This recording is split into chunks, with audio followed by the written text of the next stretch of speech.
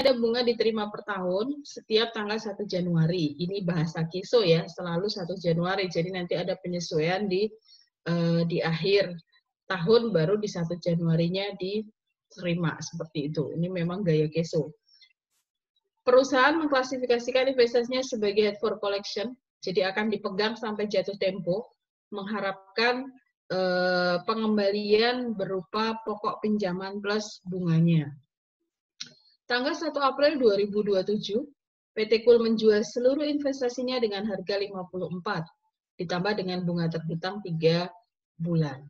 Karena 1 April ya, jadi ada bunga yang menjadi hak kita 3 bulan itu harus tetap menjadi hak kita. Bagaimana jurnalnya? Coba kita lihat.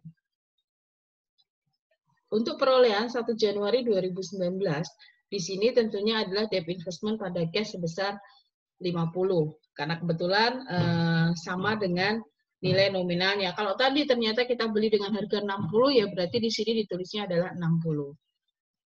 Seperti itu. Berikutnya untuk penyesuaian per 31 Desember, sebenarnya ini terkait dengan bunganya ya. Kemarin pada saat kita sebagai penerbit bond, kita mencatat di sini adalah interest expense pada interest payable, karena kita yang harus bayar. Nah, karena di sini kita sebagai investor sekarang, sebagai investor kita yang menerima bunganya. Jadi, kita mencatatnya adalah interest receivable, piutang bunga pada interest revenue, pendapatan bunga. Dari mana? Tadi adalah 8%. 8% untuk bunga obligasinya, nominalnya adalah 50. Berarti di sini adalah kita menerima sebesar 4.000, seperti itu. Interest receivable ini sebagai current asset, sementara interest revenue masuk sebagai other income and expense di income statement bagian bawah ya. Sampai sini ada yang mau ditanyakan, saudara? Silahkan kalau ada yang mau ditanyakan. Izin bertanya, Bu. Ya, silahkan Mas Listiawan. Pada saat akuisisi ini kan ada muncul biaya-biaya, Bu ya. Terus saya mau tanya contoh biaya-biaya yang tidak termasuk. Itu contohnya apa, Bu? Barangkali ntar keluar di ujian. Biaya-biaya yang tidak termasuk. Ini yang ditanyakan bukan biaya-biaya yang masuk ya, tapi biaya-biaya yang tidak termasuk. Ya. Gitu Mas, benar? Iya, biaya-biaya barangkali nanti di UAS-nya jadi mengecoh gitu, Bu. Iya, biaya-biaya yang tidak dalam rangka memperoleh debt investment itu. Kalau misalnya debt investment itu memerlukan, saya bingung kalau ditanya yang tidak masuk adalah biaya tidak berkaitan. Misalnya di situ ada biaya untuk membeli saham, berarti tentunya nggak masuk di sini dong. Broker untuk membeli saham tentunya nggak masuk dalam bentuk debt dong. Misalnya pengecohnya itu gitu ya. Jadi kalau misalnya broker yang dimasukkan ke dalam debt investment ini yang berkaitan dengan debt investment itu saja. Atau misalnya pengecohnya bisa juga seperti ini. Kita membeli dari PTA, ternyata brokernya adalah lamsam gitu ya. Brokernya lamsam ABCD menjadi satu, dan itu harus dibikin proporsional misalnya. Itu yang mungkin kita harus hati-hati. Ini Mas Listiawan jadi memberi ide untuk pembuatan soal gitu ya. Untuk biayanya lamsam, tapi nanti bagaimana pengakuannya. Tentunya yang kita masukkan di cost dari debt ini adalah broker yang berkaitan dengan debt investment saja.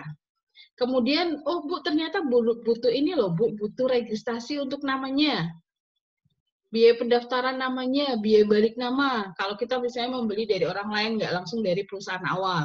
Nah, biaya balik nama pun itu bisa dimasukkan sebagai debt investment. Gitu ya Mas ya. Yep. Atau pernah baca soal apa gitu sehingga saya bisa analisis mana kira-kira pakai contohnya gitu ya. Belum sih, Bu, belum ketemu. Nah, intinya adalah biaya-biaya yang terkait dengan investasi tersebut yang kita masukkan. Gitu ya, untuk memperoleh investasi tersebut. Gitu. Oke, saya lanjutkan. Silakan langsung dipotong kalau ada yang mau ditanyakan. Ini adalah jurnal pada saat diterima pada tanggal 1 Januari 2020. Berarti cash pada interest receivable. Di KESO tidak pernah dibuat jurnal pembalik ya, karena memang cuma beda 1 hari.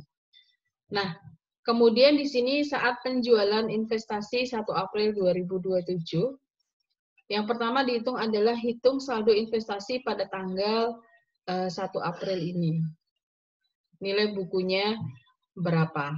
Karena di sini tidak ada diskon maupun premi, berarti nilai bukunya tentunya ya sama dengan nilai nominal 50.000 gitu ya. Kecuali kalau ada premi atau diskon di mana kita sudah melakukan amortisasi. Sehingga nanti carrying value-nya atau nilai bukunya akan berubah karena amortisasi itu. Di sini tidak ada. Baik. Ini carrying value-nya 50 awalnya, kemudian profit-nya adalah 54 sehingga ada laba sebesar 4.000. Kemudian bunganya 1.000. Dari mana 1.000? 3 bulan tadi, 3/12 dikalikan 8% dikalikan 50. Benar nggak 1.000? 8/100 dikalikan 3/12 dikalikan 50. Benar ya saudara, 1.000 ya. Ini adalah bunga terutang 3 bulan. Untuk yang angka 1.000 ini. Begitu Mas Bayu? Mas Taufik ada yang mau ditanyakan? Saya belum, Bu. Belum. Jadi, kas yang kita terima jumlahnya adalah 55, terdiri dari ini harga jualnya dan ini bunga yang memang menjadi hak kita dari 1 Januari sampai dengan 1 April gitu ya. Karena bunganya dibayar setiap 1 Januari. Berarti 1 Januari dari pembayaran bunga yang terakhir sampai penjualan itu masih menjadi hak kita. Jadi kasnya 55, debt investment-nya adalah 50.000, interest revenue-nya adalah 1.000, dan gain on sale of debt investment-nya adalah 4.000.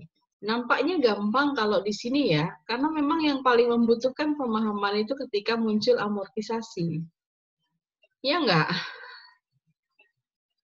Ketika Ya, seperti ini soalnya asik sebenarnya ya. Kemarin soal long term-nya gimana? Gabungan antara not payable dengan bond payable. Tapi kelas ini sudah pernah latihan kok ya. Walaupun latihannya dipisah-pisah, tapi sudah pernah latihan tipe soal itu. Yang paling susah apa sih kemarin soalnya? Di kasus terutama? Yang paling susah apa Mas Mbak? Dari soal-soal kemarin yang paling susah yang mana?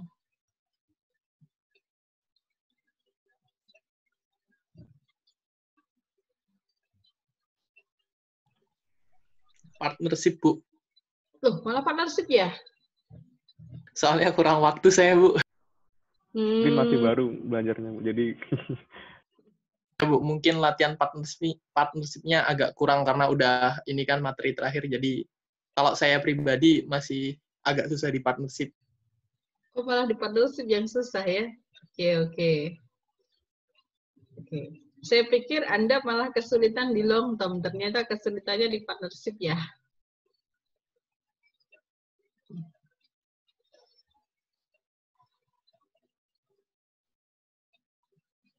Baik, sambil ada pesan. Diploma 1 tinggal ini yang terakhir gitu ya. Ternyata masih harus akreditasi karena akreditasinya habis gitu ya. Setelah itu nggak dipakai lagi akreditasinya. Berikutnya, saya masuk ke penyajian di Statement of Financial Position-nya. Jadi debt investment ini yang HFC gitu ya, diklasifikasikan sebagai non-current asset. Disajikan sebesar harga perolehan yang diamortisasi, diskon, premi gitu ya. Tidak memerlukan jurnal penyesuaian atas fair value. Karena tadi disajikan sebesar nilai bukunya. Di sini ya, disajikan sebesar nilai bukunya sebenarnya. Kemudian, untuk debt investment dalam bentuk trading yang masuk kategori trading, ini diklasifikasikan sebagai current asset atau sebagai short term investment atau juga sering disebut dengan marketable securities. Surat berharga ya. Disajikan secara portofolio gabungan sebesar nilai wajar. Di sini sebesar nilai wajar pada tanggal pelaporan. Sehingga diperlukan jurnal penyesuaian atas perbedaan nilai buku dengan nilai wajar. Nilai buku lebih besar daripada nilai wajar, ini adalah rugi, berarti jurnalnya adalah unrealized loss straight income pada fair value adjustment. Kemudian, ketika nilai bukunya lebih kecil, berarti laba, berarti kita akan membuat jurnal fair value adjustment pada unrealized gain atau loss. Kemana unrealized gain atau loss itu akan dimasukkan sebagai other income ataupun other expense. Itu hanya untuk yang trading. Nah, nanti kalau Anda belajar yang tadi yang akan dibahas di mana? Di AKM, selain Anda menyajikan sebesar nilai buku, Anda juga harus membuat fair value-nya. Karena tadi memang gabungan antara HFC dan trading gitu ya. Jadi gabungan keduanya tadi HFCS gitu ya. Itu yang akan dibahas di AKM. Karena memang perhitungannya dua-duanya jadinya disajikan sebesar nilai buku tetapi juga disesuaikan dengan harga pasar. Untuk yang kita pelajari di pengantar satu-satu saja dulu. Ini disajikan sebesar nilai bukunya, di sini disajikan sebesar harga pasar. Bagaimana penyesuaiannya? Coba kita lihat. Ini dari buku Anda. Contohnya di sini ada investasi PT Kul tadi, ini gabungan ya, sudah gabungan. Jadi PT Kul investasi ada di ini Yokwell Company Bond, Kodak Company Share, gitu ya, digabung menjadi satu semuanya, semua trading securities digabung, total cost-nya adalah 140. Sementara gabungan fair value-nya, portofolionya adalah 147. Berarti ada kenaikan sebesar 7.000. Ini yang harus kita sesuaikan. Gimana penyesuaiannya? Berarti di sini fair value adjustment kita tambah. Berarti di neracanya nanti kita tambah sebesar 7.000 sehingga totalnya menjadi 147. Di sini kreditnya adalah unrealized gain sebesar 7.000.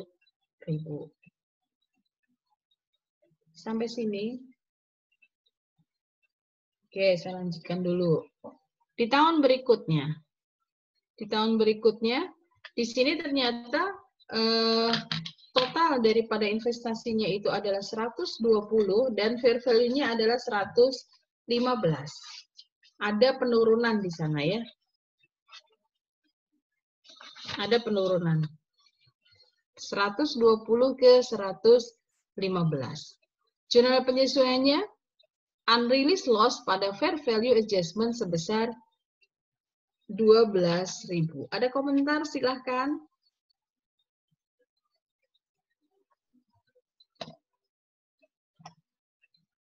Unrealized loss pada fair value sebesar 12.000. Dilihat di sini, cost-nya adalah 120, fair value-nya 115, berarti ada penurunan sebesar 5.000. Ada kesalahan Bu ya kayaknya. Ada yang mau ditanyakan, Bu itu kan 5.000, kenapa 12? Karena sebelumnya kita sudah menaikkan dulu sebesar 7.000. Nah, sekarang harus diturunkan sebesar 5.000 sehingga penurunannya adalah dari plus 7.000 ke minus 5.000 itu adalah 12.000. Seperti itu, Saudara. Jadi bukan dari titik nol tetapi dari plus ke minus gitu ya. Makanya di sini pengurangannya menjadi 12.000. Jelas maksud saya, Saudara? Jelas, Bu. Oke. Sampai situ saja kok materi untuk debt investment. Ini sudah semangat, terima kasih gitu ya. Cuma saya akan kembali ke slide utama yang dari Keso dulu. Karena di situ kok tadi nggak ada penyajiannya ya. Coba saya cek penyajiannya di sini.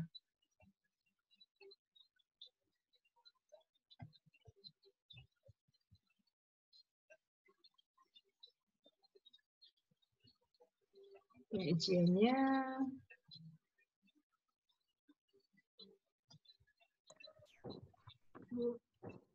Iya, silakan kalau sambil ada pertanyaan. Kenapa? Untuk trading itu kenapa ya Bu harus disesuaikan antara nilai buku sama nilai wajarnya, sedangkan kalau HFC enggak? Baik, ada pertanyaan kenapa sih HFC nggak perlu disesuaikan? Kemudian kalau trading perlu disesuaikan, tadi saya sudah sampaikan di awal. Ada yang bisa bantu saya jawab, silakan.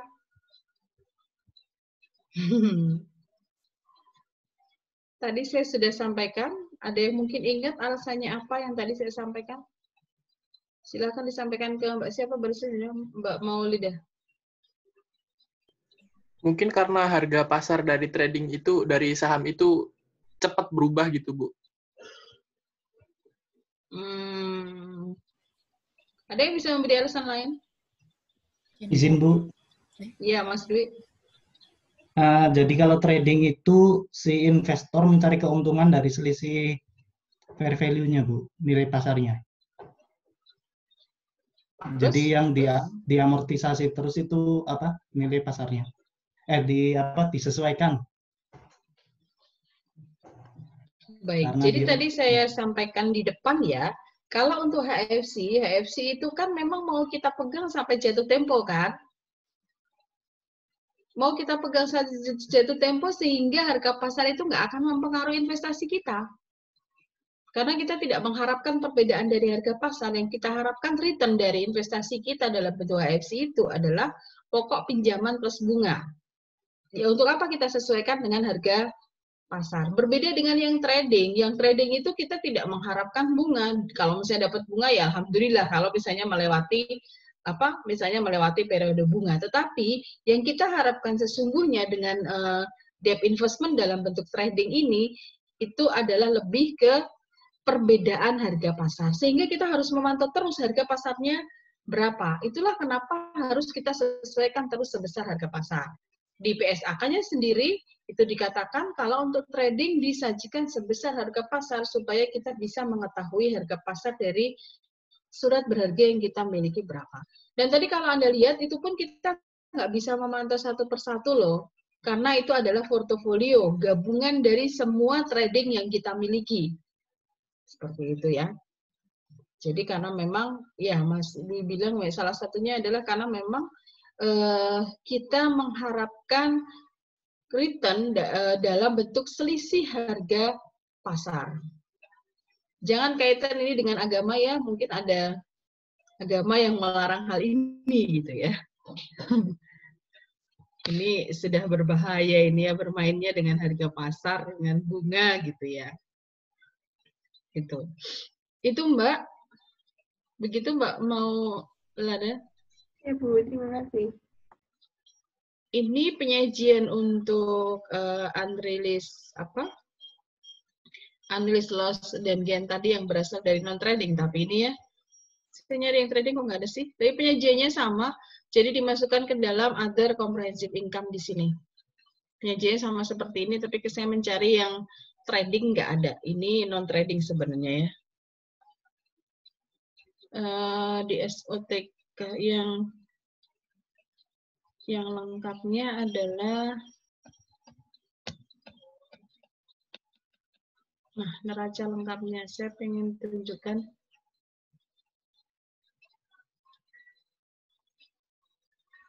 Ini penyajian di neracanya. Nanti juga Anda pahami kembali bahwa kalau dia adalah head for collection itu dimasukkan sebagai investasi, atau kalau di PSAK itu masuk sebagai aset lain-lain, bukan aset lancar. Berbeda kalau trading masuknya yang di bawah, short term investment.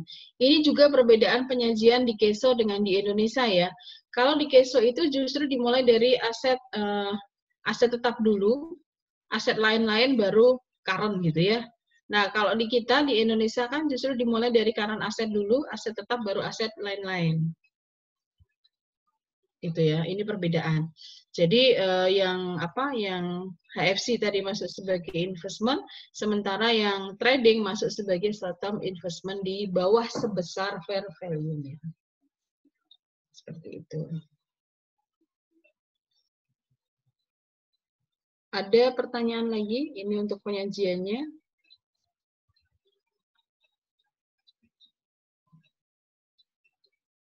Izin tanya, Bu. Iya, silakan. Terkait yang apa namanya tadi, kalau ada penyesuaian fair value adjustment itu berarti langsung mengurangi atau menambah di short term investment ini, Bu ya? Iya. At fair value itu ya? Iya, kalau kita lihat ini kan laporan keuangan di 2017 ya. Tadi penyesuaian di 2017 itu adalah sebesar, kok saya nggak kelihatan?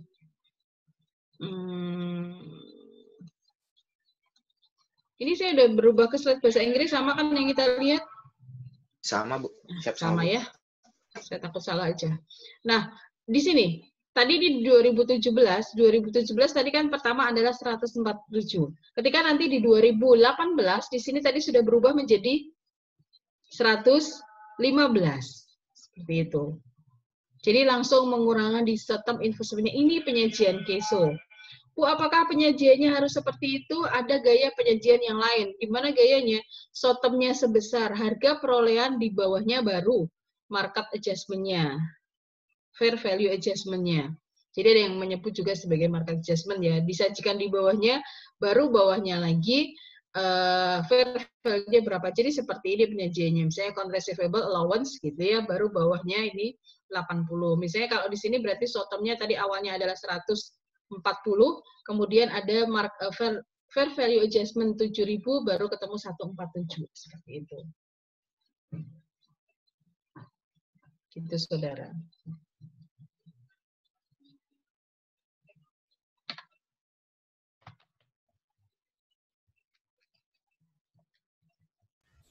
Izin, Bu. Iya. Ini untuk yang share ya, Bu. Kalau misalnya debt, HFC bukannya maksudnya current liability. Current liability. Kalau yang HFC yang ini, Mbak, nih yang di atas. Investment in head for collection. Ini sebesar nilai yang diamortisasi tadi. Carrying value ini. Ini yang HFC, ini yang trading. Trading di sini ini baik debt maupun share. Karena dia penyajiannya adalah secara gabungan. Kalau di sini kan dibagi-bagi nih ya, investasinya dibagi. Oh, ini yang kurang dari 20, ini yang 20 sampai 50 karena metodenya berbeda. Ini menggunakan cost method, ini menggunakan equity. Yang akan kita bahas minggu depan. Sementara di sini kalau ini gabungan. Ini ada debt, ini ada share, semuanya masuk menjadi short term investment. Jadi kalau kita lihat tadi di penyesuaiannya di sini, saya mau sampaikan yang tadi. Nah, ini kan dilihat nih, Yorkville Company Bonds. Ini adalah Kodak Company Share. Jadi digabung menjadi satu, cost-nya berapa? Ada bond, ada share.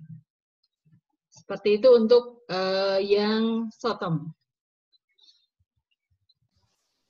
Ya, terima kasih, Bu. Nah, silakan ditanya. Saya kalau nggak ditanya nanti menjelaskannya standar-standar saja gitu ya, karena kelupaan gitu kan. Tapi kalau ditanya barangkali bisa kemana-mana pembahasan kita gitu kan.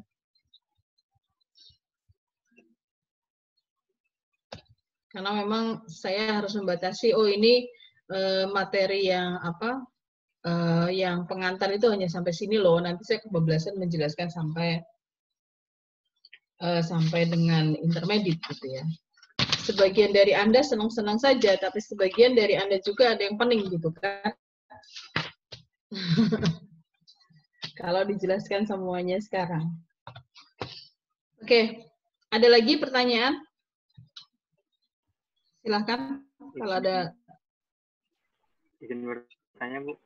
Ya, silahkan Mas Naswa. Kalau kok fotomu udah ganti nggak yang serem kemarin? Dari dulu foto saya ini, Bu. Yang serem siapa sih kemarin yang fotonya serem? Oke, silakan Mas. Kalau yang tadi kan ada contohnya dia dijual di 1 April dan dia harus membayarkan bunga per 3 bulan ya, Bu ya. Untuk yang pembayaran bunganya itu apa memang dia pasti diterima secara cash atau kita bisa akui bunga itu sebagai receivable dulu gitu? Mas, itu tuh pada saat investasi kita sudah dijual loh. Jadi misalnya kita adalah, saya menjual ke Mas Nasuha gitu ya. Saya punya bunganya itu saya menerima setiap 1 Januari. Kemudian 1 April saya jual ke Mas Nasuha. Berarti saya nggak mau dong hanya dibayar sejumlah harga pasar saja. Tetapi saya minta ke Mas Nasuha, mana bunga yang menjadi hak saya 3 bulan itu. Ya tentunya itu bukan dalam bentuk account receivable, pasti cash. Kenapa sih saya meminta yang 3 bulan? Karena nanti Mas Nasuha itu akan menerima setahun penuh dari si penerbit obligasi. Dari 1 Januari sampai dengan 31 Desember yang nerima bukan saya lagi, tetapi adalah Mas Nasuha. Nah, Mas Nasuha harus membayar ke saya dulu sebesar yang 3 bulan, karena memang pada saat 3 bulan itu masih saya pegang kan, itu masih menjadi hak milik saya. Gitu. Itu Mas. Kalau ini tidak dalam bentuk receivable ya. Oke, yang lain? Jelas semua atau belas semua? Bu, ini masih angkat-angkatnya ujian, sudah langsung kuliah lagi gitu ya. Nah, itu kalender akademik Anda seperti itu. Pinginnya kita juga ada 2 minggu libur dulu supaya kita bisa ngoreksi gitu ya.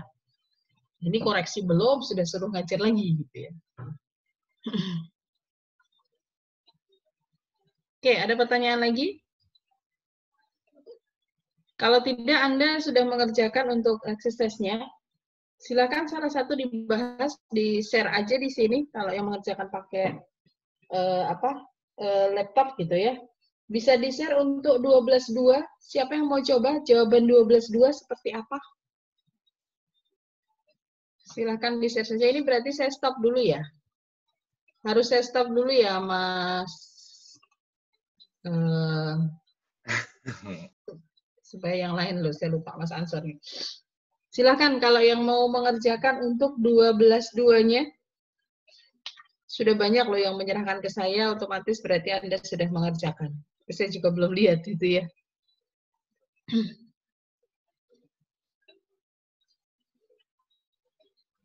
Halo, siapa yang mau mengerjakan? Untuk 12.2, ada beberapa jurnal di sana yang diminta. 12.2 itu terkait dengan debt investment. Silakan yang mau coba, siapa?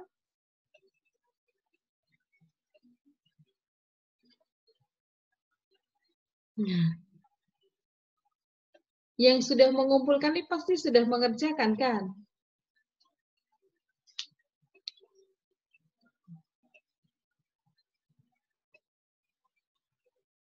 Nggak ada nih. Sekarang tanggal berapa, saudara? Saya harus mencari korban ini. Oh, bukan mencari korban, mencari pahlawan gitu ya. Baik, kalau tidak ada yang jawab, silakan nomor absen 1. Siap saya, Bu. Ya kan hari ini kagak 1. Iya, Bu. Ya, Mas, silakan, Mas. Di share screen atau gimana, Bu? Kebetulan saya ngerjainnya di buku. Oh, di buku ya? Iya. Ya, udah kamu langsung cari, kamu buka Excel aja atau apapun gitu ya, yang di kau pakai handphone apa pakai laptop? Pakai laptop, Bu. Oh ya udah. Tapi sambil melihat kerjaanmu kan bisa. Biar semuanya bisa lihat. Oke, siap, Bu. Sebentar, Bu.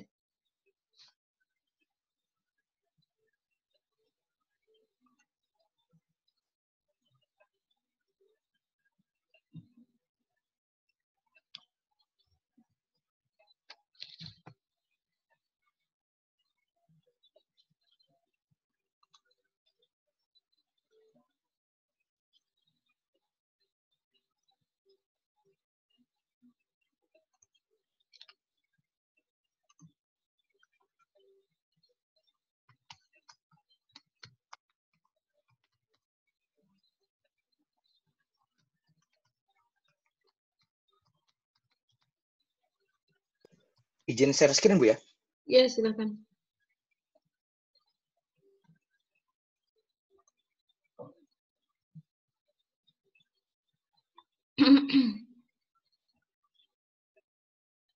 Oke.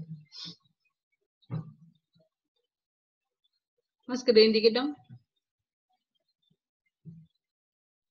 Oke, cukup.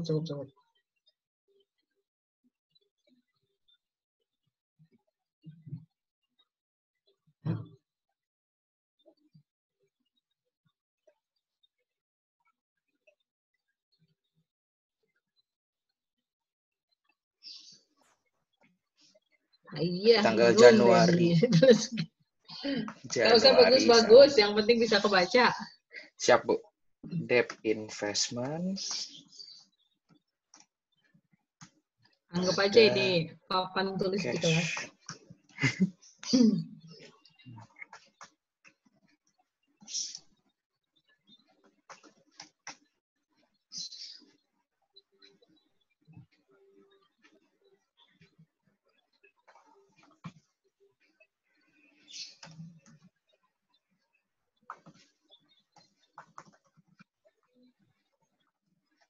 Wah, ini kok angkanya persis yang di contoh tadi ya. Iya, Bu. Persis banget ini angkanya.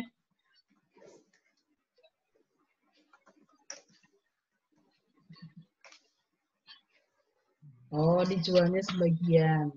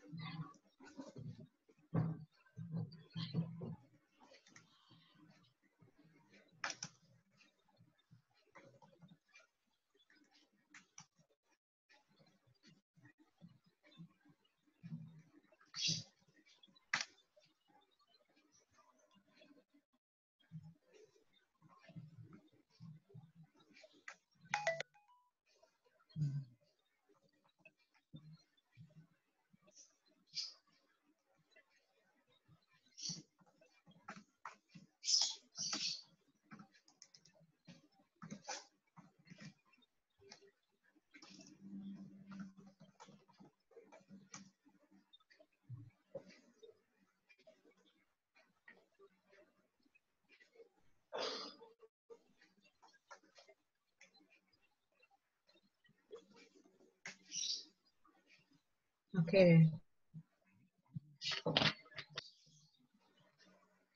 Terus yang B. Siapa yang pusing? Kok ada yang pusing?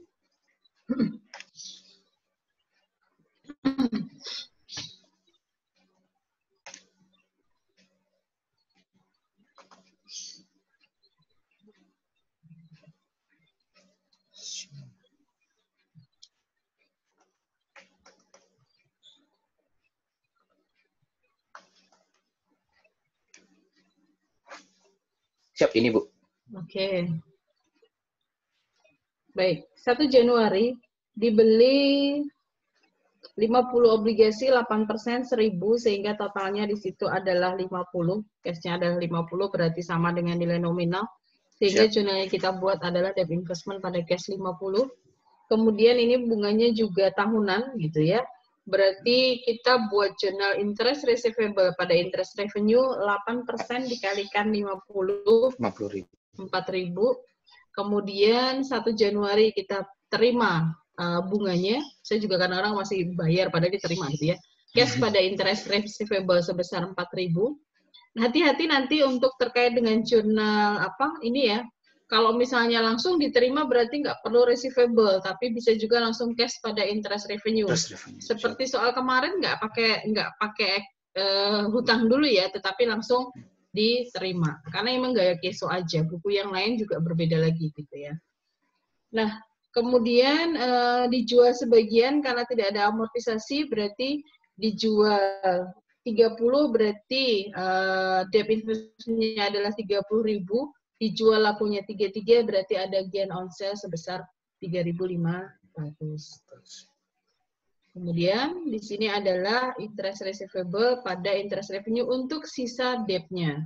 Sisa debt-nya masih 20 kali 8% ketemu 1.600. Ada yang masih bingung? Silakan ditanyakan kalau ada yang masih bingung.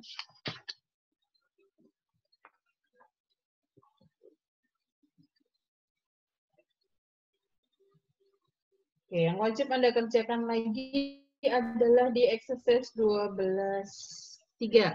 Kalau tidak ada masalah, silakan dicoba untuk 12.3. Siapa yang mau coba untuk 12.3? Izin stop share, Bu. Ya, biar yang lain. Siapa yang mau coba untuk 12.3? Sebelum saya cari pahlawan berikutnya gitu. 12.3 itu Anda diminta untuk membuat jurnal, mencatat jurnal transaksi di atas. Hampir sama kok ini ya.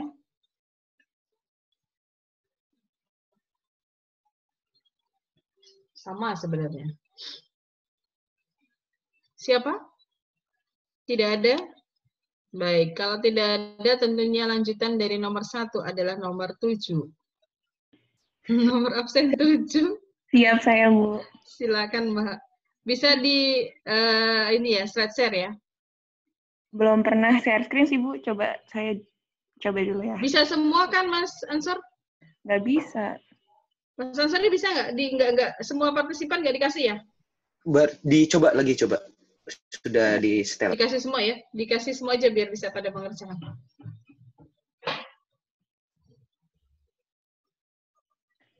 Sudah kelihatan belum, Bu ya? Sudah.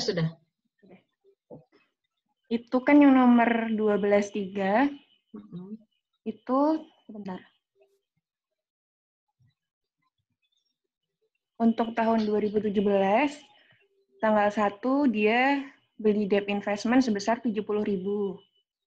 Debt investment pada cash 70.000. Kemudian untuk tanggal, karena dia bayar bunganya itu tanggal 1 Januari, jadi tanggal 31 harus disesuaikan dulu. Interest receivable pada interest revenue sebesar 6.300 karena itu persentasenya 9%. Kemudian di tahun 2018 menerima bunganya cash pada interest receivable sebesar 6.300. Kemudian setelah menerima bunga dia menjual sebesar 40.300. Jadi dia mendapatkan keuntungan sebesar Rp300. Cash, gain on sale, debt investment 40.300, gain on sale-nya 300, debt investment-nya 40.000. Baik, sampai di situ ya, nggak sampai untuk yang akhir periode berikutnya nggak sampai ya, cuma sampai dengan penjualan saja. Ya. Baik, ini sudah dimengerti kan ya untuk semuanya. Silakan kalau ada yang masih bingung, ini angka-angka dari mana? Kebetulan 2 soal yang kita kerjakan ini tipenya mirip. Lebih lengkap yang pertama tadi kan ada penyesuaian lagi setelah sebagian dijual gitu ya. Ini tipenya mirip. Saya izin stop share ya, Bu. Ya.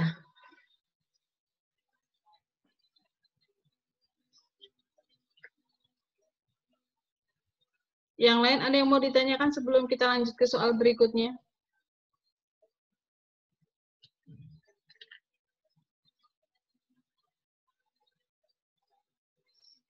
Baik, kalau tidak ada, latihan yang harus kita kerjakan lagi adalah di 12.10, exercise 12.10. Ini terkait dengan penyesuaian ya, terkait dengan penyesuaian.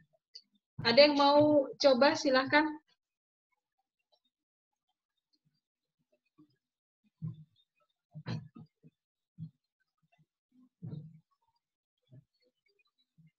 Siapa yang mau coba? Masa saya harus mencari pahlawan lagi? Tapi pasti Anda sudah tahu, sudah siap-siap nih kayaknya siapa yang harus siapa yang harus mengerjakan berikutnya. Kayaknya Anda sudah tahu pola saya meminta seperti apa. Siapa berikutnya? Sudah ada yang sadar? Belum? Ya sudah. Nomor absen 20. Siapa ya, nomor absen 20? Saya, Bu. Oke, silakan Mbak untuk yang 12.10. Ya, Bu. Yang A-nya 31 Desember unreleased loss income to Mbak, nggak bisa di-share. Oh iya, bentar.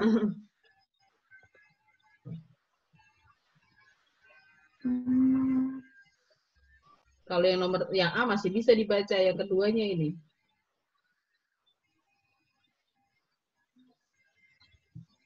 Mana ya?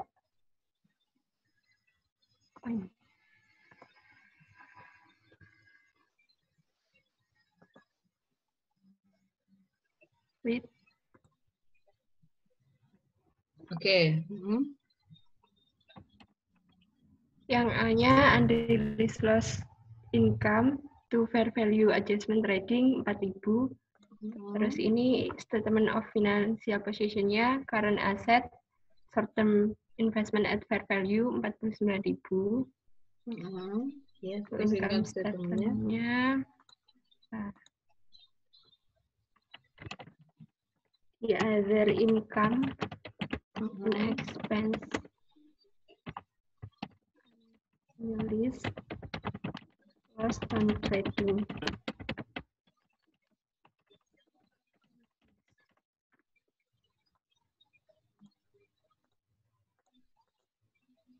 Per 4.000. Oke. Jadi jurnalnya adalah unrealized loss income pada fair value adjustment sebesar 4.000, kemudian di neracanya adalah short term-nya disajikan sebesar 49 fair value-nya, kemudian di laba ruginya adalah muncul other loss sebesar 4.000 di other income and expense, seperti itu. Yeah. Bisa dimengerti semua, saudara? Sudah mulai terbiasa kita seperti di papan tulis aja ini. Ya mau nggak mau sampai ujian masih kayak gini gitu ya. Semoga nanti ujian kita bisa memikirkan yang lain. Anda nggak tahu deh mau menggunakan foto seperti ini lagi atau enggak, karena gagalnya lumayan banyak ya.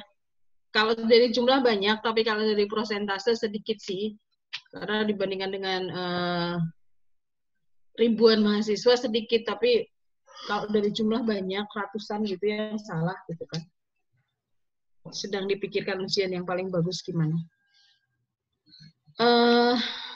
Ini masih belum selesai di sini kan? Masih kuliah lagi kan? Bukan wisuda tahun ini kan ya kalau kelas ini? Siap, belum Bu. Belum ya, masih belajar pengantar kok ya. Masih inter, masih advance gitu kan. Baik, itu untuk yang 12 10. Berikutnya masih ada stop share ya, Bu. Ya. Satu lagi yang harus kita kerjakan. Satu saja, sebenarnya 2, tapi itu tipenya sama, jadi saya ambil salah satu aja. Kita kerjakan untuk problem yang 12 1A. 1A dan 1B itu sama, jadi saya ambil yang 1A. Ada yang mau coba mengerjakan?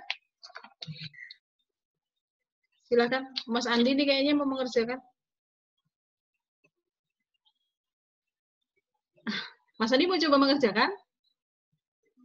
Untuk yang problem 12 1A. Saya, Bu. Oh, ini Mbak. Sorry. Andi Nurul, saya panggilnya. Makassar ini atau mana, Mbak? Iya, Makassar, Bu. Silakan, Mbak. Izin share screen dulu.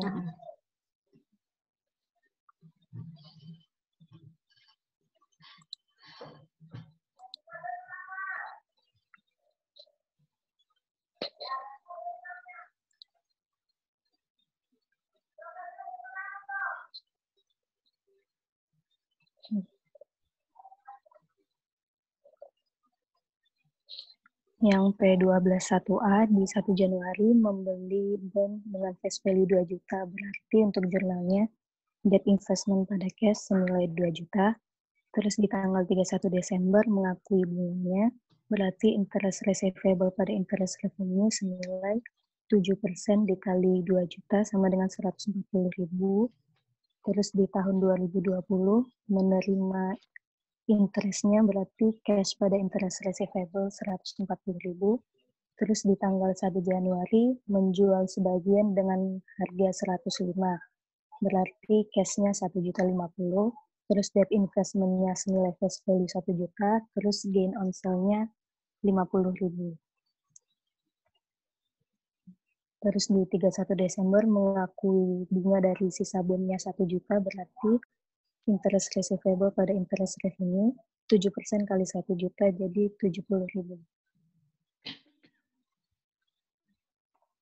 Terus untuk yang B sajikan di statement of financial position berarti di current asset dia ada interest receivable 140.000.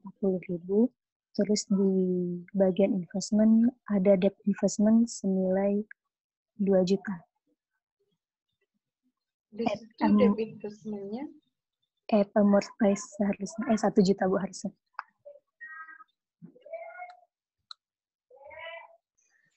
Ya, ingin saya tanyakan emang di situ sebesar fair value, Mbak? Amortize Bu seharusnya. Iya.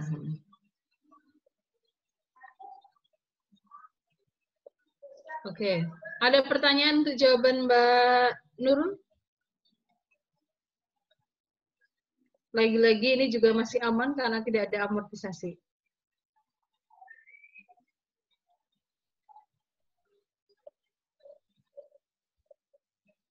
Oke.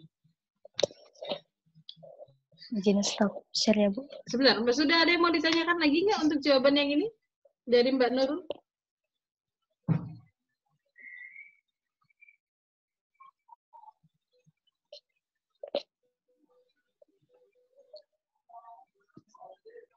Ini pada diam semua, aman kan ya?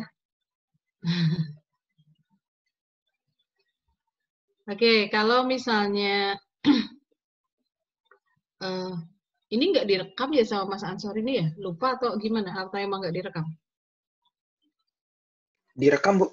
Oh, direkam. Oh iya, sini muncul tapi di bawah kok saya nggak, tulisan rekamnya nggak ini. Khawatirnya ada teman-teman yang sinyalnya kurang bagus ya. Jadi bisa di ini nanti. Baik, silakan Mbak Nurul kalau mau di stop. Itu soal-soal yang wajib kita kerjakan dari buku gitu ya. Satu soal sudah saya siapkan, satu soal saja sudah saya siapkan, tapi tentunya agak sedikit berbeda. Silakan Anda coba kerjakan. Saya share di WA saja barangkali ya. Di WA apa di sini? Kalau di sini Anda nggak bisa download. Di WA aja mungkin, Bu. Oke, saya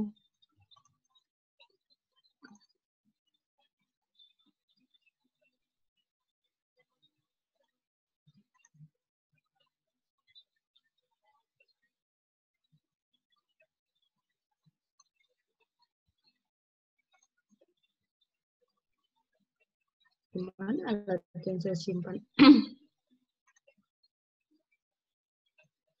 Ini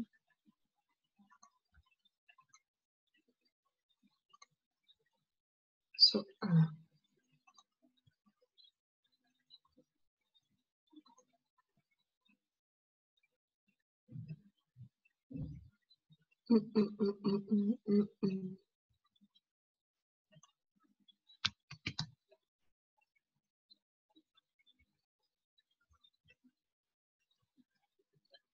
Sebentar, ini ketemu soalnya. Terus sampai saya cari ini, cuma saya kok lupa. Saya lupa tempatnya, jadi saya share dulu. Biar Anda sambil baca-baca dulu, nanti saya cari sambil saya cari. Nah, soalnya itu ini sebenarnya cuma satu. Nah, silakan dulu sambil saya coba share ini juga cuma sedikit, kalau mau difoto juga nggak apa-apa. Lupa nyimpennya di sebelah mana. Soalnya udah kelihatan sama Anda kan? Oh, tapi ini saya yang kelihatan soal atau folder saya? Halo? Yang kelihatan sama Anda soal apa folder saya? Soal, Bu. Soal ya, oke. Soalnya saya lagi mau nyari foldernya gitu. Waduh, itu suaranya Mas Ramadan kenapa jadi kayak gitu, menggema. Silakan dicoba dulu sambil saya cari tempatnya di mana ini soalnya.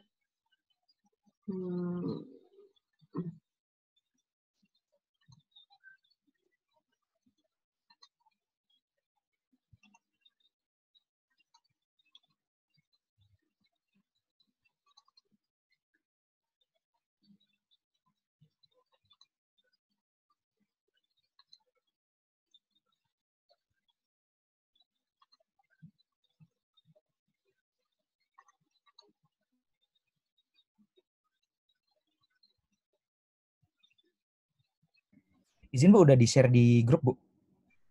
Udah ya? Siap. Emang udah belum Mas, belum sebentar. Saya Sudah pikir kok nggak screen capture. Oh, sudah kok yang share ya udah. Ya udah silakan dicoba sebentar. Atau ada yang mau langsung mengerjakan gitu? Mau dicoba? Kita dicoba dulu.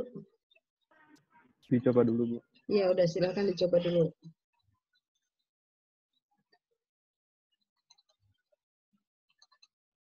Itu agak sedikit berbeda tentunya ya.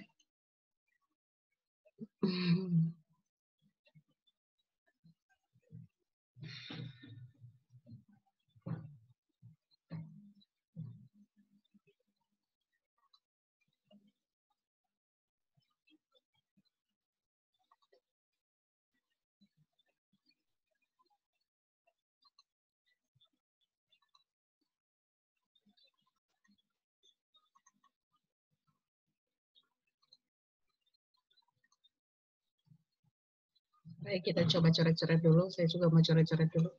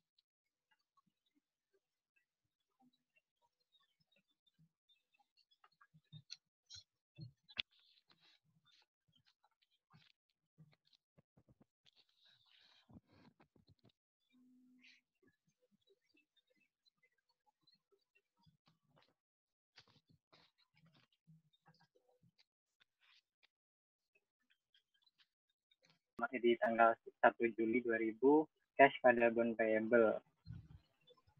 Besar. Kebetulan saya pakai angka di belakang komanya 5 angka, Bu. Jadi nilainya agak berbeda sama yang di set sama Mas Bayu tadi. 5 angka sama lah. Saya juga pakai 5 angka. Emang ada yang pakai berapa angka? Kalau dari Mas Bayu tadi kan 90 ya, Bu ya? Oh iya, nggak apa-apa. Terus? Jumlahnya cash pada bond payable sebesar 9.376.894.500. Untuk jurnal di pembayaran pembayaran interest yang pertamanya di tanggal 31 Desember, interest expense besarannya 5% kali 9 miliar sekian pada bond payable karena dia diskon, dan cash-nya sebesar 4,5% kali 10 miliar.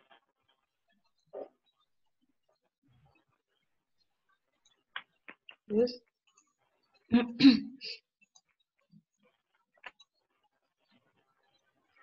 Langsung ke jurnal ininya ya, Bu ya? Jurnal untuk apa? Untuk bunganya satu saja deh. Bunganya satu saja. Kenapa saya minta satu dibahas? Karena di situ ada perbedaan. Tadi di buku kita tidak bahas sama sekali terkait dengan amortisasi. Nah, ini kan ada amortisasinya ya. Ya, Bu. Satu aja. Jadi 31 Desember atau itu kan sama ya. Yang angkanya nanti yang berbeda. Silakan Mas, mana yang mau kau bahas satu aja. 31 Desember 2000 berapa ya mau kau baca? Yang bunga pertamanya aja, Bu. Oke, bunga pertama. Di Desember 31 tahun 2000 berarti interest expense-nya besarannya 5% kali 9 miliar sekian sesuai dengan nilai bondnya yang beli tadi.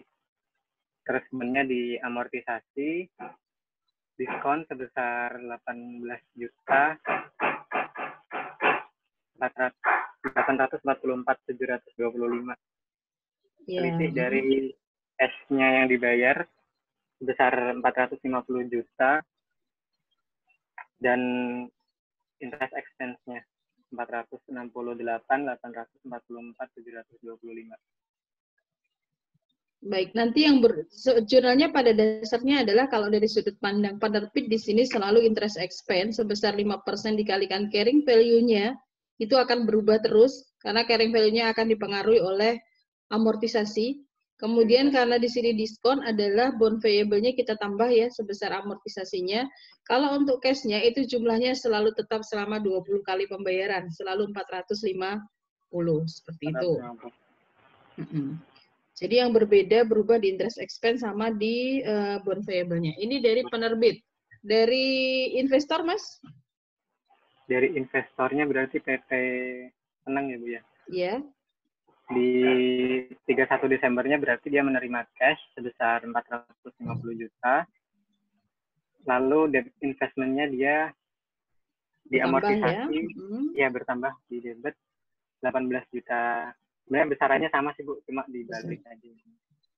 Iya, terus? 18.844.725 dan interest revenue-nya berarti dia 468.844.725. Ya, posisinya di sini dibalik aja sebenarnya ya. Kebetulan ini pakai effective interest, jadinya kita harus berubah-ubah terus untuk jumlah amortisasinya selama 20 kali pembayaran itu. Kalau pakai Excel enak, saya menghitung langsung sampai bawah terlebih dahulu. Maka tadi saya bilang nggak usah dikerjakan semua karena itu jurnalnya sama. Gitu ya. Oke, langsung ke yang 2004. 2004. Ini berarti ya. Termasuk termasuk yang dipegang sampai yang bisa ditarik ya ini ya, yang bisa ditarik di tengah-tengah ya. Kayak dijual di tengah-tengah, silakan. Berarti ada yang pertama kan kita mengakui bunganya dulu, membayar bunganya. 30 Juninya ya. 30 Juni yang pertama. Interest expense-nya sebesar 476.516.476. 476. Lanjut Mas, lanjut. Bond payable-nya diamortisasi lagi 26 juta sekian dan cash-nya tetap sama 450 juta.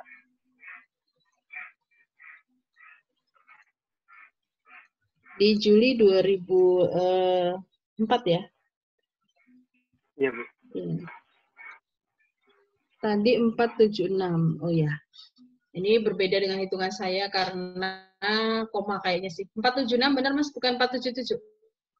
Di 30 Juni 2004. Ini perbedaan koma saja sih. Mungkin ada yang angkanya berbeda di 30 Juni 2004. Ada yang berbeda teman-teman? Ini faktor ketelitian menghitung ini. Apa sama semuanya dengan punya Mas Anasuha? Sama semua saudara? Yang lain? Sama, ada yang 476. 476 ya, 476 berapa itu? 516 gitu ya. Kemudian bond payable-nya selisihnya, kemudian ada kasnya selalu sama. Ini dari PT Susah ya, ini PT Susah, karena yang bayar. Selesaikan dulu PT Susahnya, kemudian jurnalnya. Jurnal redemption-nya berarti bond payable-nya di debit sebesar carrying value-nya saat itu 9.556.844. Karena dia mengeluarkan cash-nya sebesar 6,5 miliar, jadi dia gain on redemption sebesar 3 miliar 56 juta. Selisihnya. Ini untuk si Susah ya, Susah ya. Iya, oke. Susahnya ada keuntungan di sini karena dia utangnya masih 9. miliar sekian, dia hanya melunasi dengan 6.500.000. Cuma angka ini sudah sama semuanya. Angka 9526. Ada yang berbeda? Sama, Bu. Sama? Oke. Nanti jawaban saya share ke Anda deh. Di sininya ini yang mungkin sedikit perbedaan antara saya dengan Mas Nasuha, tapi bisa jadi karena selisih koma-koma perhitungan aja, gitu kan ya. Jadi kalau semuanya Anda sudah sama, silahkan gunakan angka ini. Kemudian dari yang PT Seneng, Mas? Dari investor? Dari PT Senengnya berarti diterima bunganya dulu ya, Bu ya. Yang 30 Juninya ini. Sama, 150 juta. Ya, interest revenue-nya berarti sama, 476.516. Dan debt investment-nya dia diamortisasi sebesar 26 juta sekian.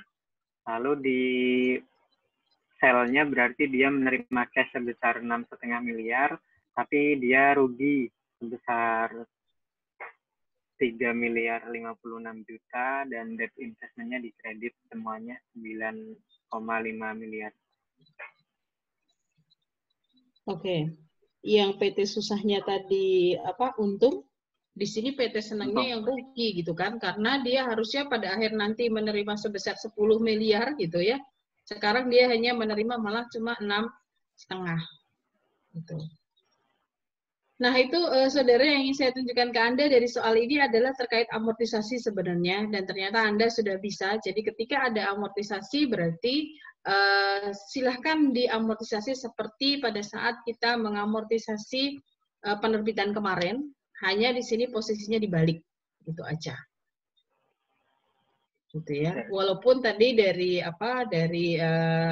kesepakatan dosen tidak akan mengeluarkan untuk amortisasi, tetapi Anda sudah bisa ketika kemudian ada soal seperti ini, gitu kan? Baik, itu ada yang mau ditanyakan, saudara? Silahkan kalau ada yang mau ditanyakan. Ini materi hari ini ternyata saya nggak bisa nyambung sampai ke share ya, karena kita habiskan waktu untuk latihan. Gak apa-apa, jadi minggu depan kita langsung ke share investment-nya. Tapi latihannya sudah cukup banyak ini ya, termasuk yang di buku sudah semua. Kemudian saya berikan contoh kepada Anda bagaimana kalau ada diskon. Ada pertanyaan, saudara? Saya izin stop ya, Bu ya. Ya, silakan. Ada pertanyaan? Izin, Bu. Untuk Cornell hari ini perlu dikumpulkan atau tidak perlu? Dikumpulkan aja, Mas. Nanti saya kasih tempatnya nanti. Oke, siap, Bu. Nanti saya kasih tempatnya. Oke. Sudah bisa dipahami semua yang kita bahas hari ini, teman-teman? Izin bertanya, Bu. Iya, Mbak Sinta? Kan di soal tadi kan, sebentar. Di situ kan untuk pembayaran bunga kan setengah tahunan. Nah, sedangkan untuk amortisasinya di akhir tahun. Nah, kira-kira untuk jurnal di 30 Juni dan 31 Desembernya itu bagaimana ya, Bu? Maksudnya kalau tadi kan contohnya itu langsung digabung, kalau misalnya dipisah. Oh, tadi soalnya ada yang nanya di chat ya, kalau digabung boleh, nggak boleh. Nah, sebenarnya tadi ketika yang dibuat sama Mas Nasuha itu, amortisasinya bareng sama tanggal pembayaran bunga ya, Mas Nasuha ya? Tadi yang dikerjakan itu? Siap, ya, Mas Nasuha? Nah, sebenarnya kalau memang kita diminta untuk membuat amortisasi hanya di akhir periode saja, itu kita buat di tanggal 31 Desember saja. Sorry, tadi saya juga nggak tepat membaca soalnya. Jadi karena sudah terlanjur semuanya mengerjakan sesuai dengan tanggal bunga amortisasinya, kecuali Mbak Sinta barangkali yang lebih jeli ini ya. Kalau semua mengerjakan di amortisasi di tanggal bunga, berarti jawabannya akan seperti Mas Nasuha tadi. Tetapi Mbak Sinta mengerjakannya gimana?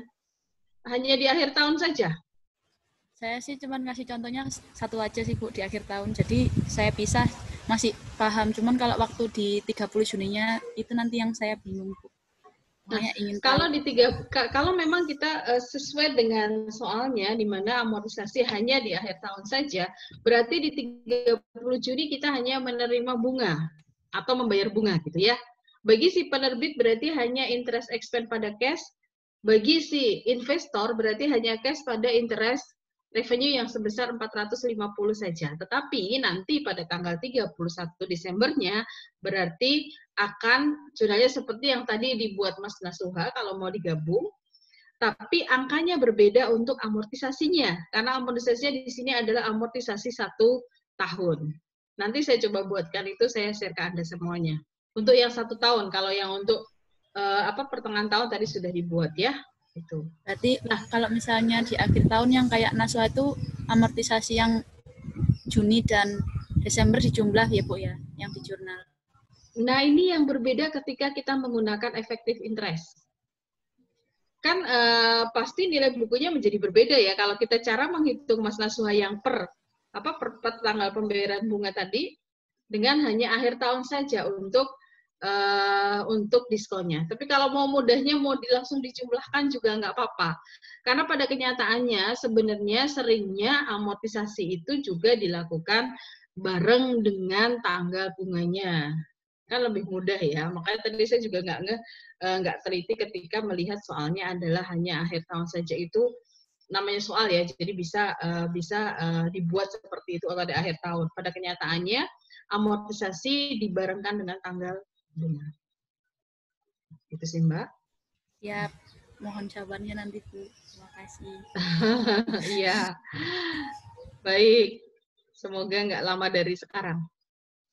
Ada lagi selain yang dari Mbak Sinta? Cukup? Nggak terasa waktunya tinggal beberapa menit lagi. Anda silahkan, kalau nggak ada pertanyaan, silahkan Anda coret-coret cornell notes-nya dan dikirimkan ke saya. Sebentar lagi saya buatkan tempat di GCR-nya. Hari ini nggak usah presensi, nggak apa-apa lah. Saya sudah absen di portal bahwa Anda hadir semuanya. Oke.